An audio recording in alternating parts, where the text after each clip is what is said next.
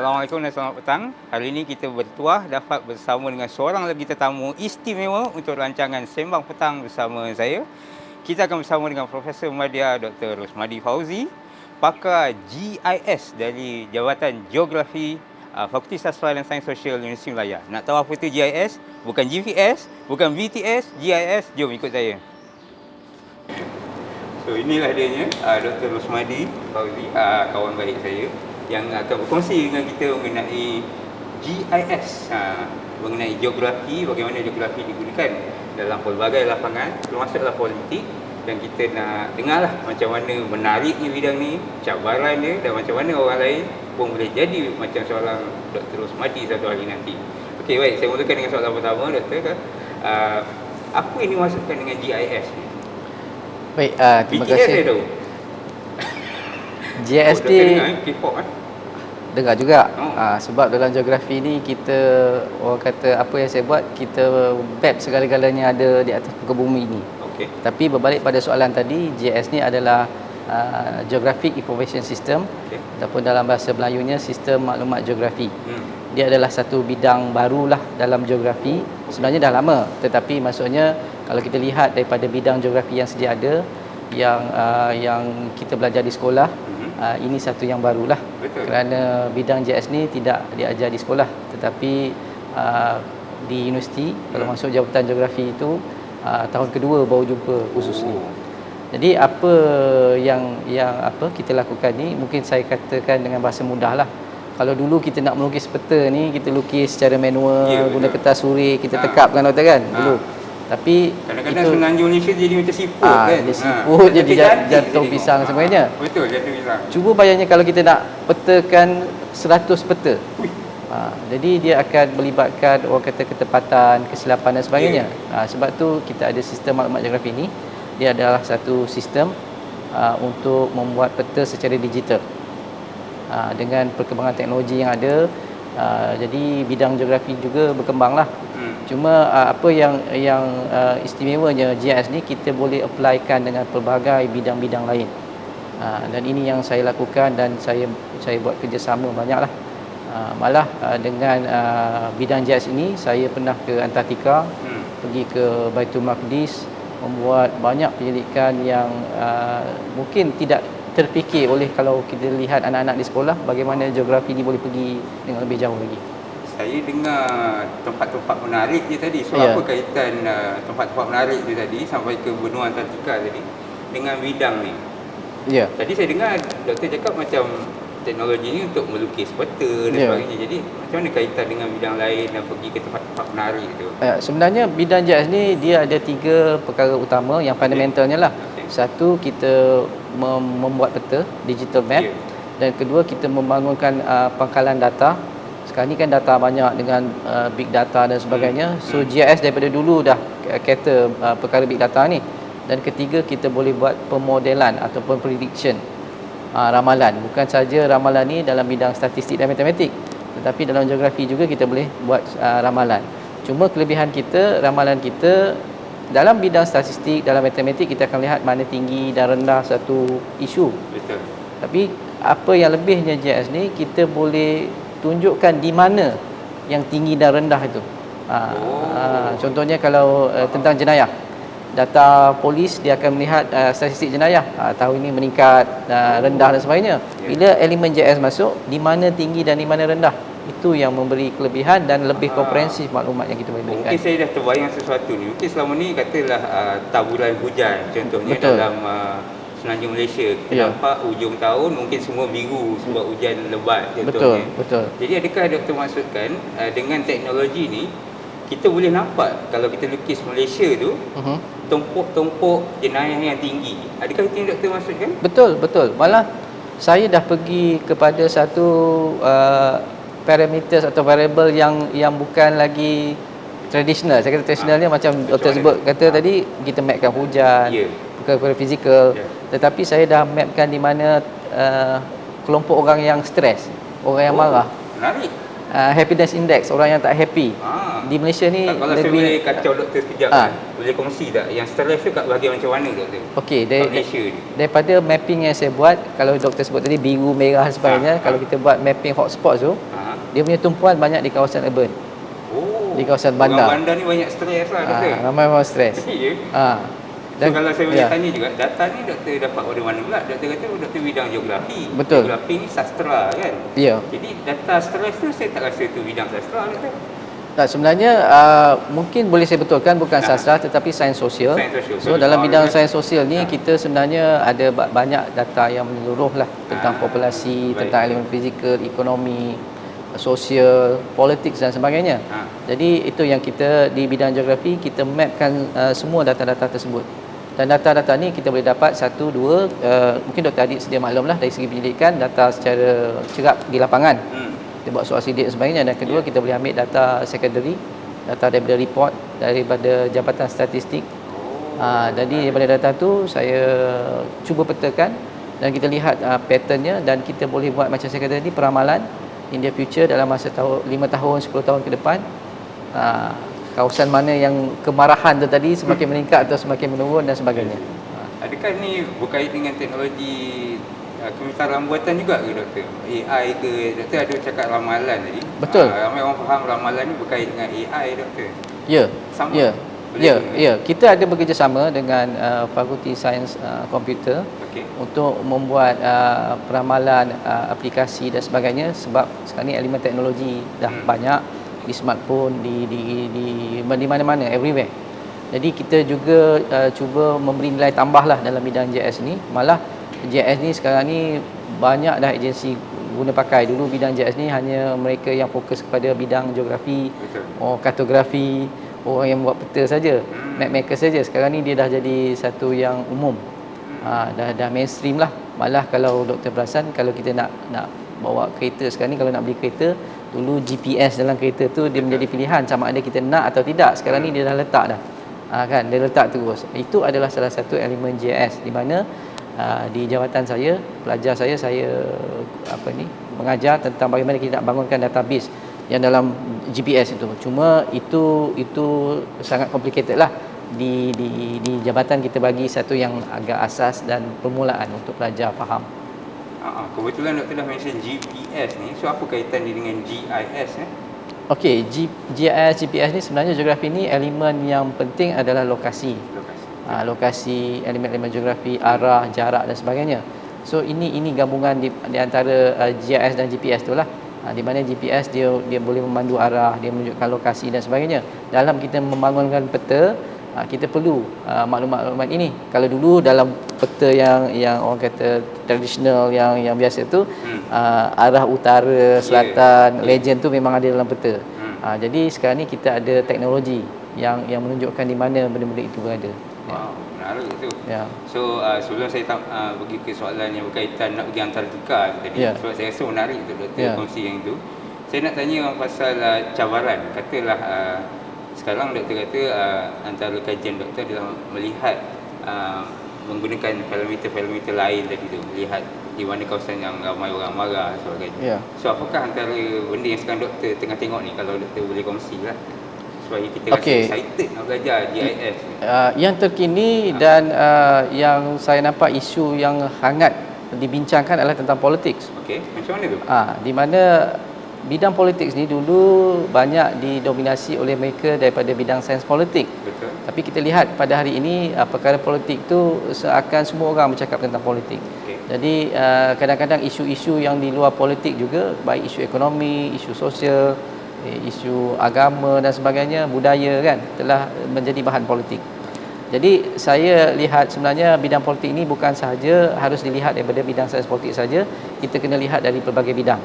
Dan berbalik pada GIS itu tadi, kalau kita lihat sistem pilihan raya, sistem yang ada di negara kita, sistem lokasi daerah DUN parlimen itu memang tak lari daripada geografi. Jadi ini yang GIS masuk dan kita cuba memetakan isu-isu politik. Macam saya kata tadi, kemarahan dengan politik boleh dikaitkan, di mana kalau misalnya pihak agensi atau kerajaan memperkenalkan satu polisi, mungkin yang tidak disenangi oleh rakyat. Sebagai contoh, kita boleh buat satu pemetaan di mana kalau satu polisi itu dicadangkan di kawasan bandar, di luar bandar atau di sub bandar, mungkin mereka tidak pasti atau tidak faham tentang satu polisi yang cuba diperkenalkan. Ini satu memberi nilai tambah lah kepada pihak kerajaan sebagai contoh, untuk orang kata memvaluasi lagi polisi yang cuba dibawakan supaya rakyat lebih faham. Menarik tu. Doktor cakap boleh buat. Adakah sedang dibuat ke, akan buat ke, macam mana doktor? Ada yang telah dibuat dan sedang dibuat dan akan dibuat. Tiga-tiga perkara tu ada. Dan saya nampak permintaannya banyaklah dalam konteks itu, sebab sebelum ni isu-isu tidak dipetakan. Jadi bila kita petakan, kita nampak pattern tu. Jadi kita boleh buat satu keputusan yang lebih komprehensif lah. Macam sekarang ada isu harga makanan mahal. Mungkin Betul. kita betul-betul boleh petakan kat mana yang mahal ni sebenarnya. Dan yang lebih penting, mungkin ada yang orang rasa tak memberi kesan terhadap kenaikan harga barang. Betul. Itu yang lebih penting. Ataupun isu tu mungkin dibincangkan di satu kawasan tertentu sahaja. So nanti kalau dari paralan doktor nanti, bolehlah kita buat peta, kita tunjuk, oh orang kat sini okey dengan harga ayam dan harga telur contohnya. Ada tempat lain memang sangat-sangat memerlukan bantuan. Boleh nampak warna merah, orang marah warna merah. Boleh. Sebagai contoh ya, pada 2 tahun lepas kan kita mengalami PKP dan sebagainya kan, dan di mana kerajaan menggalakkan supaya rakyat mengambil vaksin kan dan sebagainya. Jadi daripada data tu, kalau saya petakan, kita boleh lihat ada kawasan-kawasan tertentu, negeri-negeri tertentu yang dari segi vaksinasi itu tinggi dan rendah. Jadi mungkin kita boleh cadangkan kepada pihak yang berwajib, kawasan yang rendah tu mungkin boleh diselidiki apa isunya, maklumat tak sampai ke, atau memang mereka refuse untuk mengambil vaksin dan sebagainya. Jadi ini lebih memudahkan. Menarik. Sebab daripada satu cabang ilmu yang kita selalu kaitkan benda lain, sekarang ni doktor cakap kegunaan dia adalah menyeluruh sekarang. Kita boleh sentuh soal polisi, boleh sentuh soal macam mana kita bagi bantuan dan sebagainya. Saya rasa sangat menarik doktor. Jadi kalau seorang budak sekolah, pelajar sekolah, katalah dia nak masuk ke aliran geografi ni, subjek mana yang patut dia minat doktor? Sudah tentulah subjek geografi. Dan doktor mengatakan kalau tadi apa sains kena suka tak? Ada budak tak suka matematik tambahan lah doktor. Math susah. Penting tak dalam geografi ni? Penting, sebenarnya penting dalam bidang geografi. Sebab dalam geografi ni dia ada kombinasi subjek-subjek sains dan bukan sains, non-sains. Combine juga. Combine. Lagi susah tu. Sebenarnya idea yang menariknya, bila kadang-kadang ini yang sedang saya lakukan satu pendidikan ya. Mungkin ada pelajar yang sukar untuk memahami matematik, menerusi matematik sendiri. Tetapi kalau kita memberi elemen geografi dalam bidang matematik, mungkin pelajar lebih faham. Saya tak nafikan dalam geografi kita ada teori daripada fizik, teori graviti dan sebagainya. Mungkin bila teori graviti, hukum graviti diperkenalkan dalam bidang fizik tulen, mungkin sukar untuk difaham. Tetapi kalau kita applykan dalam konteks geografi, pelajar mungkin nampaklah lebih faham dan ada penceritaan untuk lebih memahami lagi. Dan saya rasa lebih menarik kalau doktor cerita sekali pengalaman doktor pergi Antartika. Apa kaitan bidang geografi ni dengan pergi ke tempat yang kita semua tahu adalah sangat sejuk, yang ada cuma penguin. Doktor di sana buat apa? Cuba cerita sikit. Okey, sebenarnya saya terlibat dalam ekspedisi saintifik lah ke Antartika mewakili penyelidik daripada UM. Jadi apa yang saya lakukan adalah bidang kepakaran saya lah, iaitu GIS. Dan kita tak nafikan Antartika tu tempat cuaca yang sangat ekstrim, dan sebahagian daripada kajian dalam geografi adalah cuaca.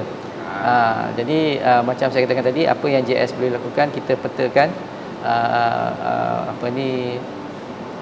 perubahan cuaca tadi. Ais di Antartika semakin cair yang memberi impak kepada kita di sini secara perlahan-lahan. Jadi kita mula kajian tu di sana.